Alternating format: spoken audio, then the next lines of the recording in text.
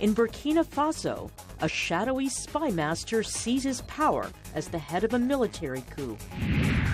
How the science of anti-venomics could save lives in sub-Saharan Africa. And Washington, D.C.'s National Zoo releases new photos of its most talked about new resident. Africa 54 starts right now.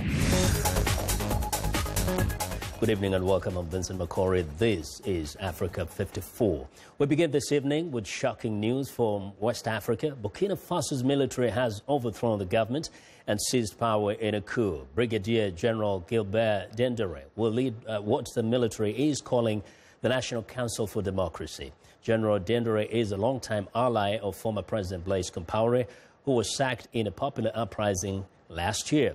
Now, a soldier appeared on state television Thursday and announced the stunning revelation that the government has been dissolved and that interim President Michel Kafando has been stripped of his powers. Kafando and the interim Prime Minister were arrested during a cabinet meeting Wednesday in the capital, Ouagadougou. The United Nations Security Council is demanding their release and has condemned their detentions in the strongest terms. Secretary General Ban Ki-moon says he is outraged over the military and called it a flagrant violation of Burkina Faso's constitution. Now, for more on the sudden turn of events in Burkina Faso, Idani Aida, an analyst and expert in governance with Africa Labour Group, joins us on the phone from Ouagadougou. Good evening, Danny. Good evening, Vincent. Yes, now first, how can you describe the situation in Ouagadougou this evening? The situation is very critical since this coup d'etat has interrupted a political process that has started since last year and will be ended with the presidential and parliamentary elections that were scheduled for October 11 this year. All the actors were involved in that process, and the coup d'etat was an event that surprised everybody here in Burkina Faso. So what does this mean for the immediate future of this country? Yeah, Burkina Faso is a small and poor country here in West Africa, and the people, if you see the political framework and the civil society organizations, all those people were fighting for, for better life, for the opportunity for them to succeed and see a new realize take into account this country. And I think this coup d'etat is something that seems very bad for the country. For the future of this country, it is very critical because nobody can say how Burkina will be tomorrow. Mm-hmm. The trouble is very, very big, and the international community was involved in the electoral process. Now, nobody can say how the ECOWAS or African Union or the UN will say according to that framework and the way that the population will react since now. Well, Danny, thank you very much for your insights. Danny Aida is an analyst and expert in governance with Africa Labour Group. We continue our coverage on Burkina Faso with VOA's Emily Eob, who joins us now on the phone from Dakar, Senegal. Hello, Eob. Emily? Hello. Yes, now we know that you personally were about to go into this country, which was to hold elections. Tell us about what has been happening in the run-up to the planning of this election. Well, since the former President Blaise Compaoré was ousted from power last year, so about 12 months ago now, there have been several crises, especially crises involving this presidential guard who is behind the coup that is happening. Since there were people who were formed to protect the former president, when the president was ousted, their very own existence was jeopardized, was questioned. So people took the street in February to ask for it to be disbanded. Then in July also, they called for the prime minister to resign. So there's been a build-up to this crisis. It does not surprise anybody that there is this tension. It surprised the people that it actually they just took power. Now, some are looking at this as perhaps an attempt at a comeback by Mr. Compaoré or was it just a survival kind of mechanism for that particular elite military group? It is too early to tell if Blaise Compaoré is behind the coup. What is for sure is that the people who took power yesterday are definitely one of his former supporters. But Blaise Compaoré hasn't talked yet, and we don't know where he stands in this. Well, we'll continue watching developments there. Emily, thank you very much. VOA's Emily Eob reporting from Dakar, Senegal. Now, turning to our other major story, the European Parliament is backing a plan to distribute some 120,000 refugees among European Union member countries in an effort to relieve overcrowding in EU border nations that are the first stops for migrants seeking asylum. EU lawmakers voted overwhelmingly Thursday to approve the measure. Next, the EU interior ministers must approve the plan, provided they can change the position of Eastern European nations that are against it. Meanwhile, the situation continues to fester. Croatia says some 5,600 migrants have entered the country since Hungary sealed its border with Serbia, as the UN denounces Hungary's treatment of asylum seekers as unacceptable. Police released the figure Thursday after about 24 hours of people streaming in on its eastern border, making Croatia the new way station for the flood of people striving to escape violence in war-torn nations such as Syria, Iraq and Afghanistan. Hungary has previously been a flashpoint for refugees seeking passage into Western Europe. On Wednesday, the migrants were no match for Hungarian police, using tear gas and water cannons to control the crowd. UN Chief Ban Ki-moon called the confrontation unacceptable, urging all European leaders to show compassion to the migrants. Since they are the people who are fleeing the wars and persecutions, then we must show our compassionate leadership. We have shown them caring hands, not to mention international humanitarian law, but as a human being. The Serbian Prime Minister, Aleksandar Vučić, has also condemned what he said was Hungary's brutal treatment of the migrants fleeing war-torn Syria and other Middle Eastern countries. The crackdown comes after Hungary approved tough new anti-migrant laws. So it's extremely distressing to us, especially because we think that the degree of violence could have been avoided. We think it's really important to dialogue, and we are here to, to try to mediate, to try to make a difference. So we hope that our offer is accepted by all parties. Meantime, European Union leaders are still trying to reach an accord on how best to accommodate the mass exodus of refugees and migrants that is showing no signs of letting up. There were scenes of chaos at the Hungarian border Wednesday afternoon. A portion of the controversial fence guarding the border was gone. A 5-month-old baby was among those tear-gassed. I was there. He almost died. It was hard for them to recover. She too almost died due to gas.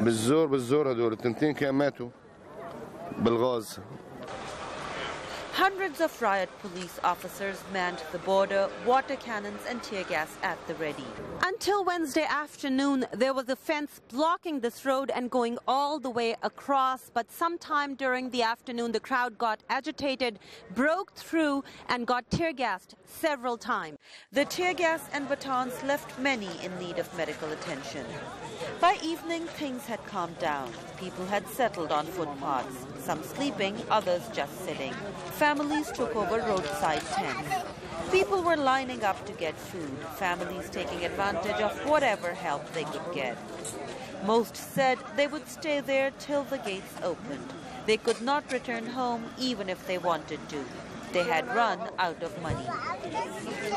Aisha Tanzim, VOA News, Horgoy. Well, now back to Africa. Human Rights Watch has released a report claiming the tiny nation of Gambia is guilty of serious human rights violations. Concerns by UN member states include Gambia's restrictions on the right to freedom of expression, its renewed use of the death penalty, and discrimination and attacks on people on the basis of their sexual orientation and gender identity. For more on the report and the situation in Gambia, I'm joined by Felicity Thompson, Human Rights Watch, and Imam Baba Lee from Gambia. Welcome, both of you. Now, if I may start with you, Ms. Thompson. First, we've been hearing of human rights violation in the Gambia. But what specifically in your research do you really find that was shocking? Well, the Gambian government commits serious human rights violations against virtually anyone who dissents, anyone who criticizes the government. People are disappeared, people are tortured, people are arrested arbitrarily, detained for prolonged periods. Mm-hmm. And detained for prolonged periods, Imam Lee, you are personally experienced that anger of the Gambian government. Just describe to us your latest kind of encounter with the law. What prompted it?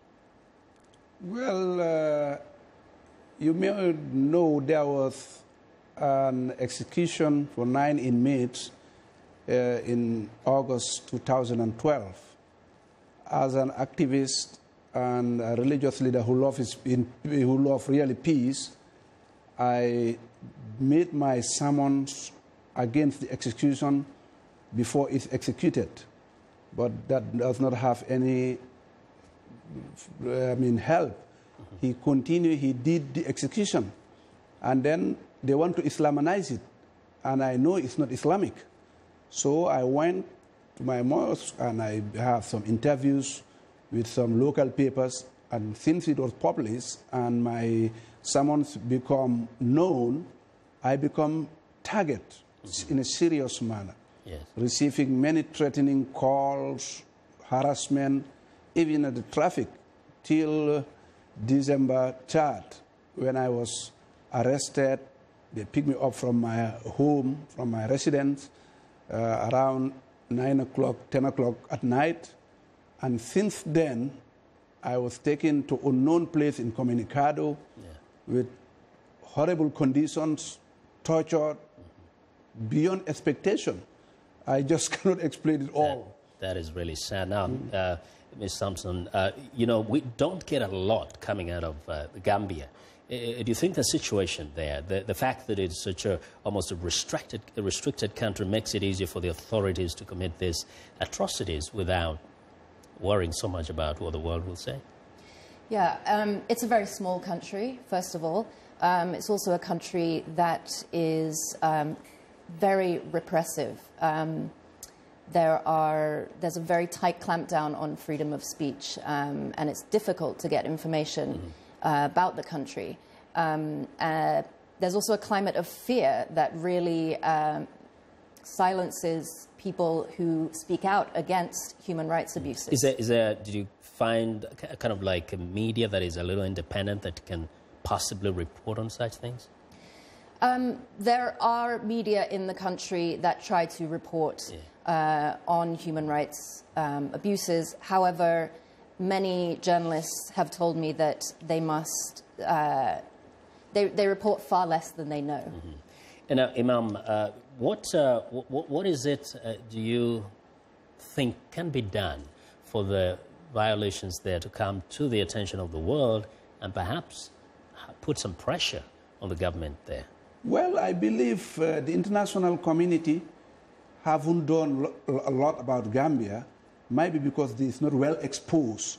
As you know, it's hard to say though, but really the international community, they always focus where they have interest. That is, Gambia, unfortunately, is a very poor country.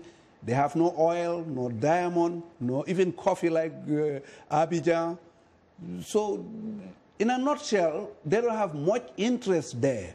But really, the atrocities that are taking place as we speak, there are journalist Abdullah Sise who have been abducted for the last 3 months just because he said something that is not in line with what the government wanted to say. Yeah. So it doesn't spare anybody.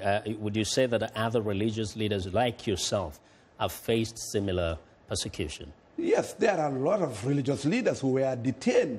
There was one religious leader called Muhyiddin Haidara. He was detained and taken to court. Over 1 year, he's running up and out simply because he prayed after Eid al-Fitr.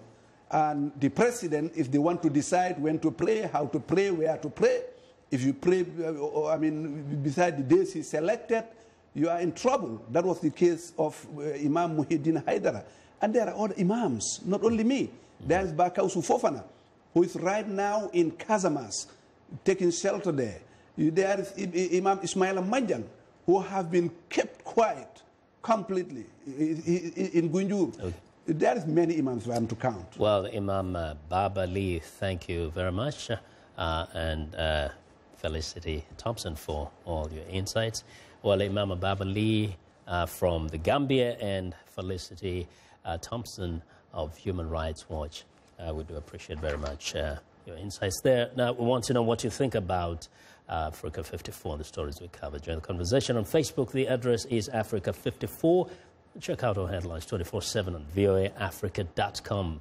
Find me on Twitter at VOA Vince Makori. Coming up, how scientists are combating the danger of snake bites on the continent. Stay with us.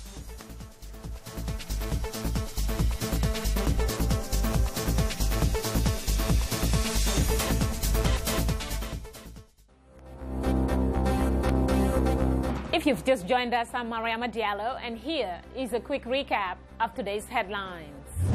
In Burkina Faso, presidential guard declares a coup 1 day after seizing the interim president and senior government members. In Ghana, police break up main opposition party rally urging a crackdown on potential voter fraud before next year's presidential election. And Amnesty International says Boko Haram has killed some 400 civilians since last year in the northern part of Cameroon. In Sudan, Ugandan President Yoweri Museveni, in a 2-day visit to Khartoum, talks with President Omar al-Bashir. Finally, Somalian President Hassan Sheikh Mohamud says settlement retaken this month by the Al-Shabaab Islamist group has no strategic value. That's all for today. Thanks for watching. We'll see you next time.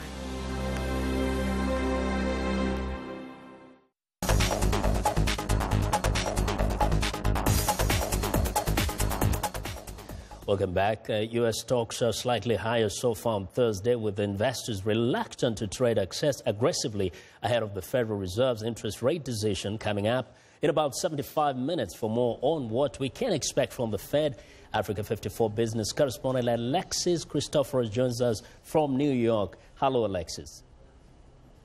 Thank you, Vincent. Wall Street is counting down the minutes to the most highly anticipated Federal Reserve decision in recent history. The Fed's decision on interest rates is expected at 2 p.m. Eastern Time today, and investors are being cautious amid split opinions on whether the Fed will raise rates for the first time since 2006.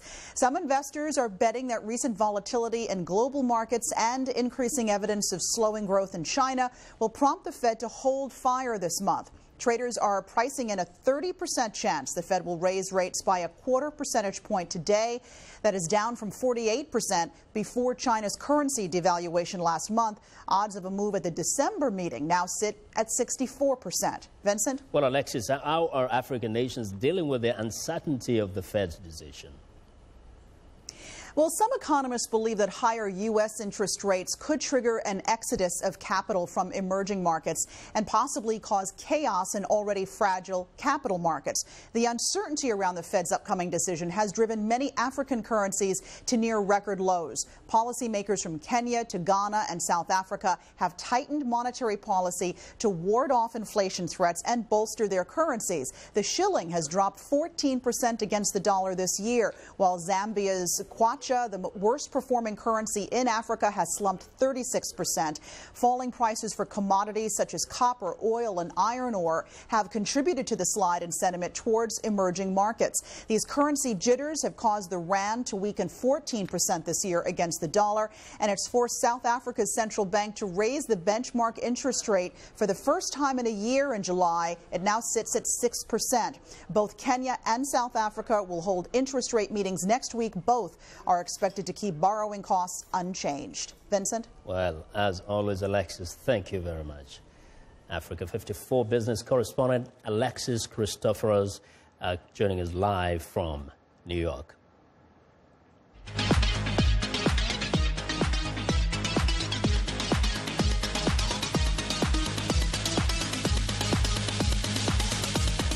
Well, it's time now for Health Report, and joining us now is Africa 54 Health correspondent Lino Mudu. Lino, what do you have for us today?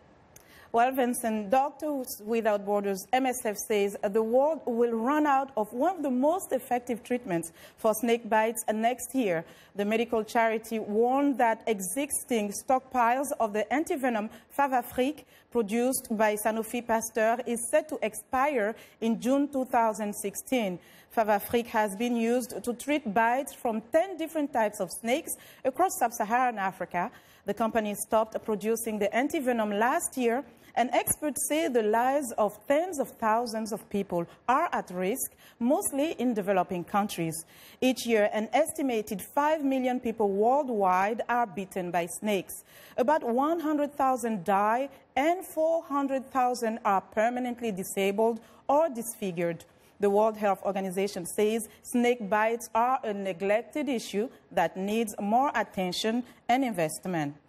Joining us now on the phone from Pretoria, South Africa, is Johan Marais, founder of the African Snake Bite Institute. Mr. Marais, welcome to Africa 54.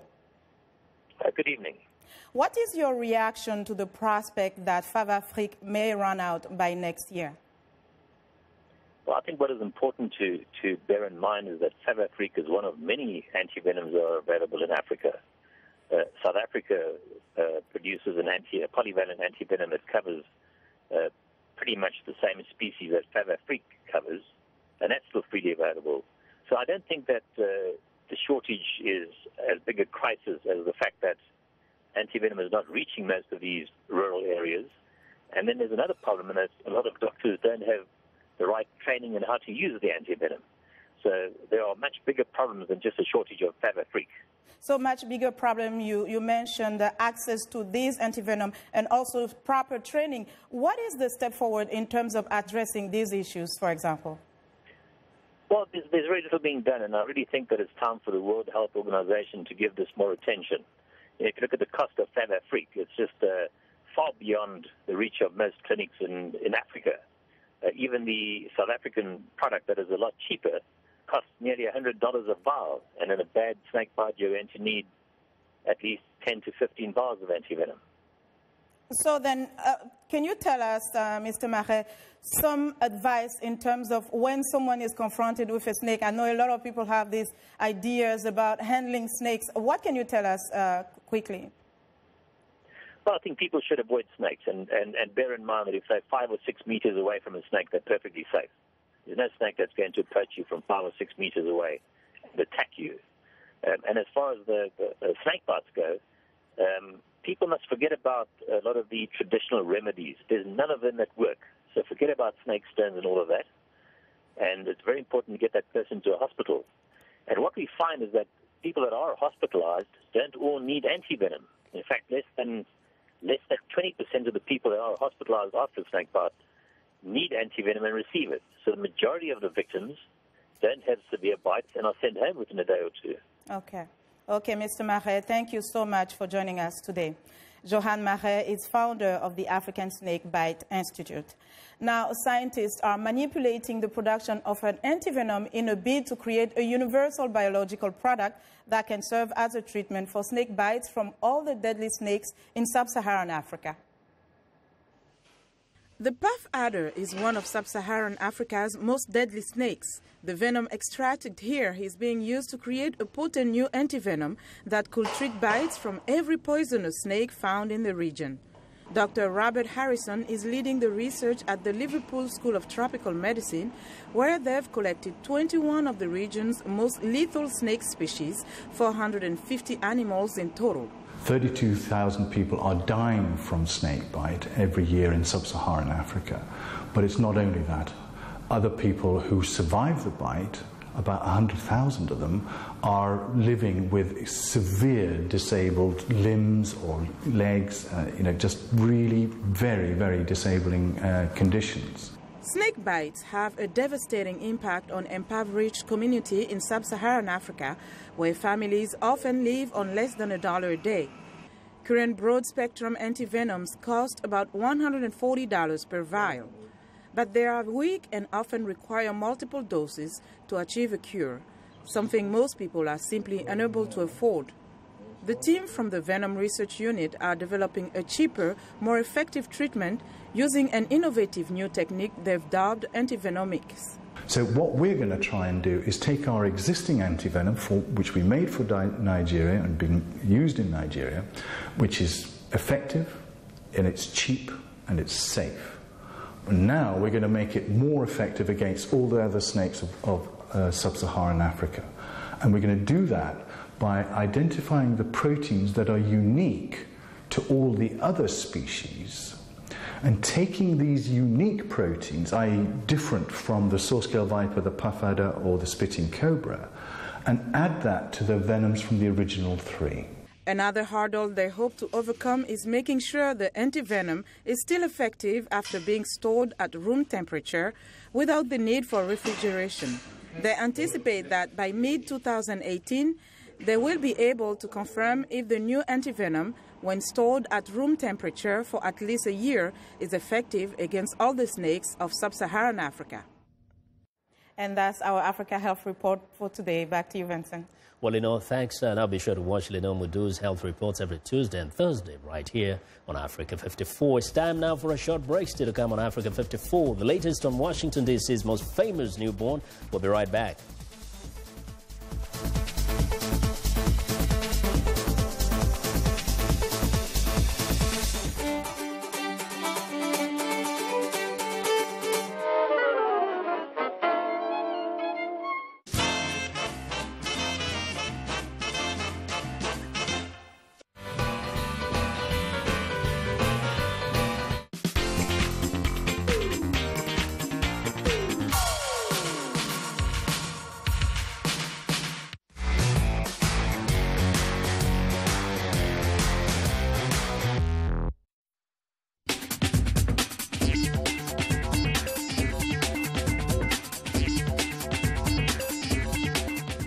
Welcome back to Africa 54. Here's what's trending. Now, the Smithsonian National Zoo has released new photos of its new panda cub. The photos show the cub's body markings becoming increasingly distinct. The black, white, and pink cutie weighs in at just over 280 grams, according to the zoo's Twitter postings. The cub is one of 2 giant pandas born at the zoo in August. The smaller of the cubs died last week of pneumonia, and the zoo says once the examination showed the surviving panda was doing well. And that is what is trending today. And that's also our show for today. Africa 54 on our website at voaafrica.com. Thanks a lot for watching. And from all of us here in Washington, have a good night.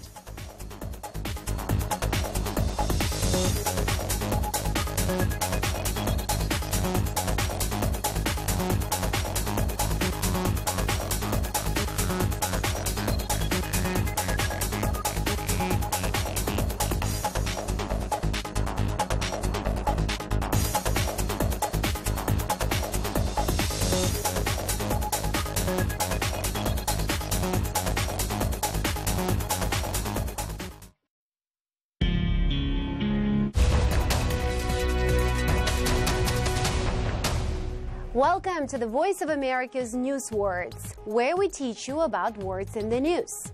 President Barack Obama used this word in 2013. He warned that big problems could happen if the U.S. Congress did not raise America's debt limit. And there would be a significant risk of a very deep recession at a time when we're still climbing our way out of the worst recession in our lifetimes. A recession happens when there is a decline in economic activity. It lasts more than a few months. During a recession, unemployment is higher, and industry and trade are lower. When talking about the economy, a recession means difficult times. Now, when you hear the word recession, your English will be good enough to know what this news word means.